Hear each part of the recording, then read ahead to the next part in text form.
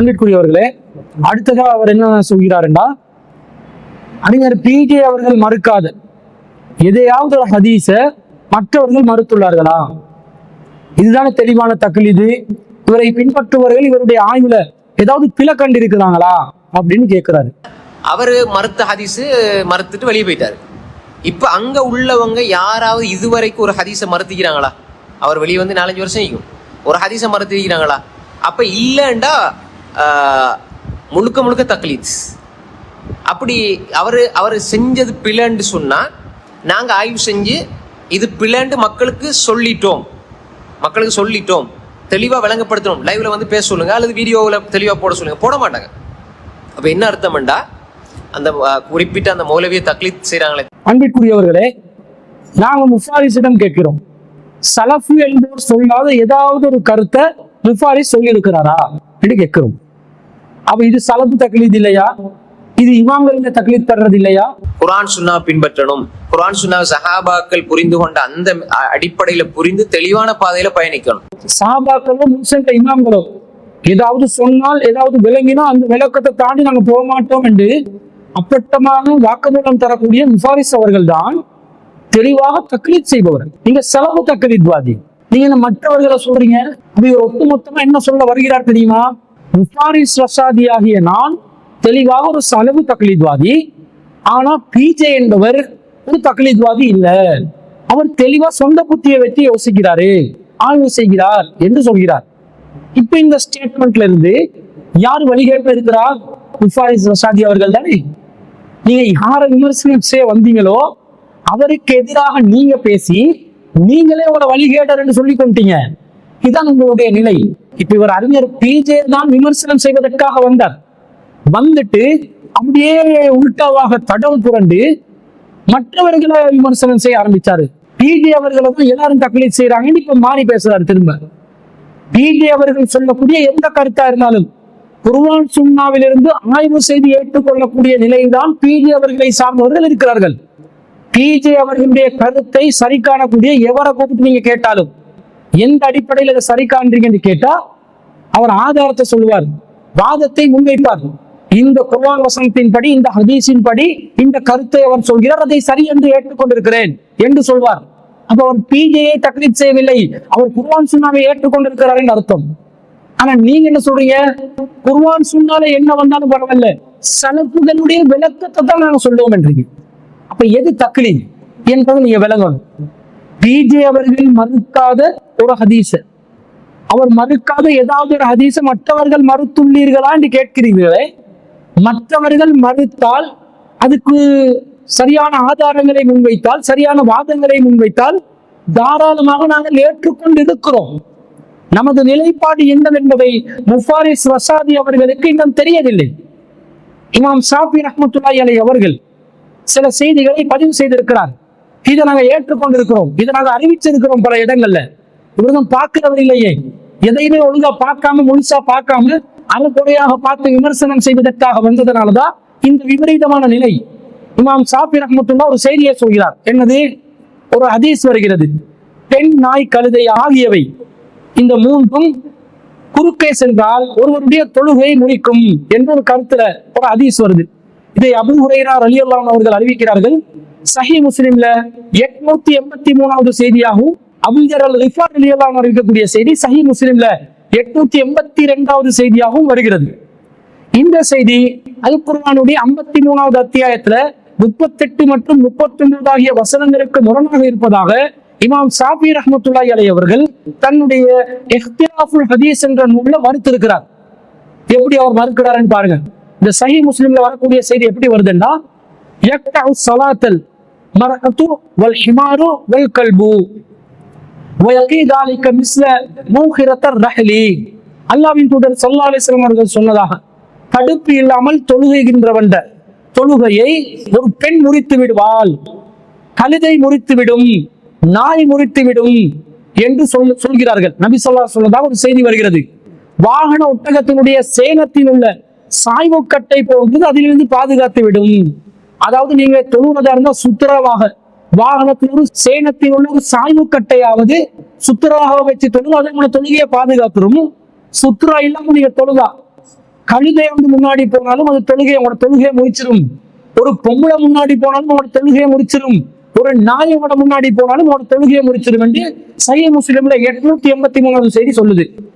இதே கருத்துல சஹீஹ் முஸ்லிம்ல 882வது செய்தி வருகிறது. எப்படி வருது? இதா காம அஹதுக்கும் யுஸல்லி, உங்கள யாராவது தொழுகிறதுக்கு எழுந்து நின்றால் ஃபஇன்னஹு யஸ்துருஹு, அவருக்கு சுத்ராவை ஏற்படுத்திக் கொள்ளட்டும். இதா கான பைன யதைஹி மிஸ்லு ஆகிரத்திர் ரஹலி, அல்லது உங்களுடைய வாகனத்தில ஒட்டகத்தில சேனத்தில் உள்ள ஒரு சாய்வு கட்டை போன்றது இருந்தாலும் இதையாவது வைத்துக் கொள்ளுங்கள். ஃபைதா லம் யகுன் பைன யதைஹி மிஸ்லு ஆகிரர் ரஹலி, உங்கள யாருக்காவது ஒட்டகத்தினுடைய சாய்வு கட்டை போன்றது இல்லாவிட்டால் ஃபஇன்னஹு யக்தஉ ஸலாத்தல் ஹிமார், உங்களுடைய தொழுகையை கழுதை முடித்துவிடும். ஒரு பெண் முறித்து விடுவாள். கல்புல் அஸ்வது, ஒரு கருப்பு நாய் முறித்துவிடும் என்று சொல்லக்கூடிய செய்தி ரசூல் ஸல்லல்லாஹு அலைஹி வஸல்லம் சொன்னதாக அபூதர் அல்-கிஃபார் ரலியல்லாஹு அன்ஹு அறிவிக்கிறாங்க. அப்ப அவரிடம் கேட்கிறார்கள், யா அபூதர் அவர்களே, மா பாலுல் கல்பில் அஸ்வதி மினல் கல்பில் அஹ்மரி மினல் கல்பில் அஸ்வரி, அதெல்லாம் கருப்பு நாய் என்று சொல்றாங்க, சிவப்பு நாய் வராதா, மஞ்சள் நிற நாய் வராதா அப்படின்னு கேட்கிறாங்க. அதுக்கு அபூதர் அல்-கிஃபார் ரலியல்லாஹு அன்ஹு சொல்றாங்க, யா இப்ன அஹி, என்னுடைய சகோதரன் மகனே, சஅல்து ரசூலுல்லாஹி ஸல்லல்லாஹு அலைஹி வஸல்லம் கமா சஅல்தனி, நீ என்னிடம் கேட்டதை போன்று நான் ரசூலுல்லாஹ்விடம் கேட்டேன். ஃபகால அல் கல்புல் அஸ்வது ஷைத்தான், கருப்பு நாய் என்பது ஷைத்தான் என்று ரசூலுல்லாஹ் சொன்னதாக இந்த செய்தி வருது. சஹீஹ் முஸ்லிம் 882வது செய்தி. இத பத்தி இமாம் ஷாஃபி ரஹ்மத்துல்லாஹி அலைஹி அவர்கள் இக்திலாஃபுல் ஹதீஸ்ல என்ன சொல்றாங்க தெரியுமா? கீழ லா யஜூஸ் இதா ருவிய ஹதீஸுன் வாஹிதுன் அன்ன ரசூலுல்லாஹி ஸல்லல்லாஹு அலைஹி வஸல்லம் கால், ரசூல் ஸல்லல்லாஹு அலைஹி வஸல்லம் அவர்கள் சொன்னதாக ஒரு செய்தி அறிவிக்கப்பட்டிருந்தாலும் இது அனுமதிக்கப்பட மாட்டாது. எது? யக்தஉ ஸலாத்துல் மர்அத்து வல் கல்பு வல் ஹிமார், ஒருவருடைய தொழுகையை ஒரு நாயும் ஒரு கழுதையும் ஒரு பெண்ணும் முறித்து விடுவார் என்று வருகிறதே, அது அனுமதிக்கப்பட்ட செய்தியாக வராது. வகான முஹாலிஃபன் லிஹாதில் அஹாதீஸ், இது பல ஹதீஸ்களுக்கு முரண்பட்டதாக இருக்கிறது. ஃபகான குல்லு வாஹிதின் மின்ஹா அஸ்பத மின்ஹு, இதுல வரக்கூடிய ஒவ்வொரு ஹதீஸும் ஒன்றை விட ஒன்று பலமானதாக இருந்தாலும் சரி, இது பல ஹதீஸ்களுக்கு முரண்பட்டதாக இருக்கிறது. மேலும் குர்ஆன், இது குர்ஆனுடைய அடிப்படை கருத்துக்கு மாற்றமாக இருக்கிறது. இது மிகப்பெரிய உறுதிமிக்க ஹதீஸாக இருந்தாலும் குர்ஆனுடைய அடிப்படை கருத்துக்கு மாற்றமாக இருப்பதனாலும் இதை நாங்கள் மறுத்துவிட வேண்டும், ஏற்றுக்கொள்ளக் கூடாது. இல்லா பி ஐ யகூன மன்சூஹன், அது மாற்றப்பட்ட ஒரு சட்டமாக இருந்தாலே தவிர. வனஹ்னு லா நஅலமுல் மன்சூஹ், நமக்கு மாற்றப்பட்டது எதுவென்பது தெரியாது. ஹத்தா நஅலமல் ஆகிர், அதற்கு அடுத்தது வந்தது எதுவென்பதை நாம் அறியும் வரைக்கும். வலஸ்னா நஅலமுல் ஆகிர், அடுத்து வந்தது என்னவென்பது நமக்கு தெரியாது. அதனால் எது முன்னால் வந்தது எது பின்னால் வந்தது தெரியாத நிலையில் இதை நாம் ஏற்றுக்கொள்ள முடியாது. ஏனென்றால் நபி ஸல்லல்லாஹு அலைஹி வஸல்லம் ஸல்லா வ ஆயிஷத்து பைனஹு வ பைனல் கிப்லா, நபி ஸல்லல்லாஹு அலைஹி வஸல்லம் அவர்கள் தனக்கும் கிப்லாவுக்கும் மத்தியிலே ஆயிஷா ரலியல்லாஹு அன்ஹா அவர்கள் இருக்கும் நிலையில் தொழுதிருக்கிறார்கள். வஸல்லா வ ஹுவ ஹாமிலுன் உமாமத யலஹு ஃபி சுஜூத், உமாமா ரலியல்லாஹு அன்ஹா அவர்களை நபி ஸல்லல்லாஹு அலைஹி வஸல்லம் அவர்கள் சுமந்த நிலையில் சுஜூதில் தொழுதிருக்கிறார்கள். வயர்ஃபு ஃபில் கியாம், நின்று நிற்கும் பொழுது உமாமா அவர்களை நபி ஸல்லல்லாஹு அலைஹி வஸல்லம் அவர்கள் உயர்த்திக் கொள்வார்கள். வலு கான ذلك يقطع صلاته, அது நபி ஸல்லல்லாஹு அலைஹி வஸல்லம் அவர்களுடைய தொழுகையை முடிப்பதாக இருந்தால் லம் யஃபல் வாஹிதன் மினல் அம்ரைன், இந்த ரெண்டு காரியத்தில் எதையும் நபி ஸல்லல்லாஹு அலைஹி வஸல்லம் அவர்கள் செய்திருக்க மாட்டார்கள். வஸல்லா இலா கைரி சுத்ரா, நபி ஸல்லல்லாஹு அலைஹி வஸல்லம் அவர்கள் சுத்ரா இல்லாமலே தொழுதிருக்கிறார்கள். வகுல்லு வாஹிதின் மின் ஹாதைனில் ஹதீஸைன், இந்த ரெண்டு ஹதீஸ்ல ஒவ்வொரு ஹதீஸும் யருது தாலிகல் ஹதீஸ், இந்த ஹதீஸுக்கு மறுப்பாக இருக்கிறது. லிஅன்னஹு ஹதீஸுன் வாஹித், இது ஒரே ஒரு ஹதீஸாக இருக்கிறது. வைன் உஹிதத் ஃபீஹி அஷ்யா, அந்த ஹதீஸ் மூலமாக பல செய்திகளை ஏற்கக்கூடிய நிலை இருந்தாலும் சரியே.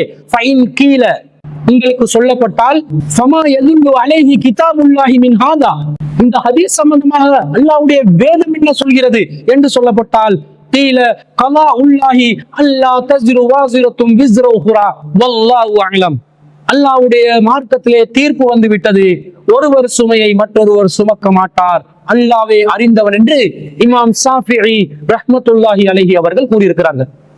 இந்த நிலைப்பாட்டை நாங்களும் ஏற்றுக்கொள்கிறோம். இன்னஹு லா யுப்திலு அமலு ரஜுலின் அமல கைரிஹி, ஒருவருடைய அமல் இன்னொருவருடைய அமலை எந்த வகையிலும் பாத்திலாக்கி விடாது. வை யகூன ஸஅயு குல்லு லினஃப்ஸிஹி வ அலைஹா, ஒவ்வொருவருடைய முயற்சியும் அவரவருக்குரியதாகத்தான் இருக்கும், அவரவருக்கு எதிரானவையாகத்தான் இருக்கும். ஃபலம்மா கான ஹாதா ஹாக்கதா, இது இவ்வாறு அறிவிக்கப்பட்டிருந்தாலும் சரி,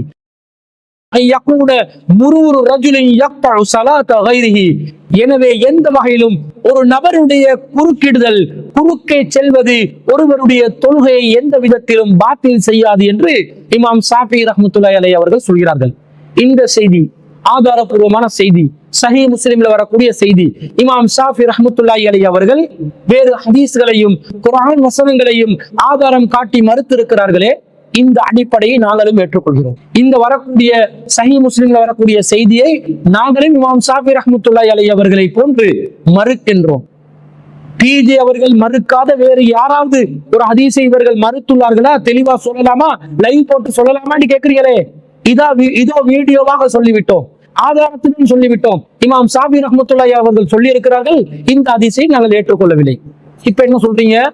எங்களுக்கு பிஜே என்ற ஒரு நபர் தான் விஷயமா, அல்லது அவரிடமிருந்து பெற்றுக்கொள்ளக்கூடிய மார்க்க அறிவா, அவரிடமிருந்து வெளிப்படக்கூடிய மார்க்க ஞானமா, எதென்று பார்க்கணுமா இல்லையா? இதை இமாம் ஷாஃபி ரஹ்மத்துல்லாஹி அலைஹி அவர்கள் சொன்னாலும் நாங்கள் ஏற்றுக்கொள்வோம், ஏற்றுக்கொண்டிருக்கிறோம். இதோ வெளிப்படையாக அறிவித்திருக்கிறோம், இதற்கு முன்னாடியும் சொல்லி இருக்கிறோம். எதையுமே பார்க்காத முஃபாரிஸ் ரஷாதி அவர்களுக்கு இது எப்படி தெரிய வரும்? எனவே பிஜே அவர்கள் சொல்லாத விஷயங்களிலும் வேறறிஞர்கள் சொல்லி இருந்தாலும் நாங்கள் ஏற்றுக்கொண்டிருக்கிறோம். இன்னும் சொல்ல போனால் அந்த அறிஞர்கள் இப்படி ஒரு வழிகாட்டலை வச்சிருக்கிறதுனாலதான் இந்த மாதிரியும் சிந்திக்கலாம் என்று நாங்கள் விளங்கிக் கொள்கிறோம். இந்த மாதிரி சிந்தித்தால், இந்த மாதிரி குர்ஆனுக்கு முரண்பட்டு வரக்கூடிய நிலையில அறிவிப்பாளர் வரிசையில நம்பகத்தன்மை இருந்தாலும் செய்தி கருத்து குர்ஆனுக்கு முரண்பட்டு வந்தால் அதை நாங்கள் யோசித்து குர்ஆனுக்கு முரண்படாத விதத்தில் விளக்கம் கொடுக்க முடிந்தால் ஏற்றுக்கொள்ளலாம். முடியாவிட்டால், முரண்பாடாக வந்துவிட்டது என்றால் அதை நாங்கள் ஏற்றுக்கொள்ள கூடாது என்ற ஒரு நிலைப்பாட்டுக்கு வந்திருக்கிறோம். முன் சென்ற அறிஞர்கள் காட்டின வழியில தான் வந்திருக்கிறோம். அப்ப என்ன பிஜே அவர்கள் மேல மட்டும் நீங்க தனியா ஒரு விமர்சனத்தை முன்வைக்கிறீங்க? இப்ப இஹ்திலாஃபுல் ஹதீஸ்ல வரக்கூடிய இந்த செய்தி சம்பந்தமாக முஃபாரிஸ் ரஷாதி விளக்கப்படுத்துவாரா? இதுக்கு பதில் சொல்வாரா? இமாம் ஷாஃபி ரஹ்மத்துல்லாஹி அலைஹி அவர்கள் இதற்கு முன் சென்ற எந்த அறிஞரும் சொல்லாத ஒரு கருத்தை சொல்லிட்டார் என்று அவர் மீது குற்றச்சாட்டு முன்வைப்பார். அடுத்ததாக அன்பிற்குரியவர்களே, இமாம் இஸ்மாயிலி அவர்களுடைய அணுகுமுறை என்னவென்பதையும் நாம் விளங்கப்படுத்த கடமைப்பட்டிருக்கிறோம். சஹீஹ் புகாரிக்கு முஸ்தஹ்ரஜ் ஒன்ற எழுதின, அதாவது ஹதீஸ் தொகுப்பு நூல் ஒன்றை எழுதினவர் தான் இஸ்மாயிலி அவர்கள். கல்வி மேதை இமாம் இப்னு ஹஜர் அவர்கள் கூட புகாரிக்கு விரிவுரையாக எழுதப்பட்ட ஃபத்வுல் பாரியில கூட நிறைய இடங்களில் இமாம் இஸ்மாயிலி அவர்களுடைய கூற்றுக்களை ஆதாரமாக முன்வைப்பார். புகாரியில விமர்சிக்கப்படுகின்ற ஹதீஸ்களுக்கு பதில் தருவதற்காக வேண்டி இந்த அறிஞருடைய கூட்டை இமாம் இப்னு ஹஜர் அவர்கள் எப்போதும் ஆதாரம் காட்டாமல் இருந்ததில்லை. அப்படிப்பட்ட இமாம் இஸ்மாயிலி அவர்கள் கூட புகாரியிலே அறிவிப்பாளர் வரிசையிலே நம்பகத்தன்மையான வரக்கூடிய ஒரு செய்தியை கூட அவர் இது ஆதாரப்பூர்வமான செய்தி இல்லை என்று மறுத்திருக்கிறார். அது எப்படி வருதுன்னு பாருங்க. புகாரிலே வரக்கூடிய ஒரு செய்தி 3350வது செய்தி. இதை அறிவிக்கக்கூடியவர் அபூ ஹுரைரா ரலியல்லாஹு அன்ஹு அவர்கள். அது என்னன்னு சொன்னா, இப்ராஹிம் நபி அலைஹிஸ்ஸலாம் அவர்களுடைய தந்தை மறுமையிலே அவருக்கு அல்லாஹ் தஆலா நரகத்தை கொடுப்பான். அந்த நேரத்துல யல்கா இப்ராஹிமு அபாஹு ஆஸர யௌமல் கியாமத்தி வ அலா வஜ்ஹி ஆஸர கத்ரத்துன் வ அபரத்துன்.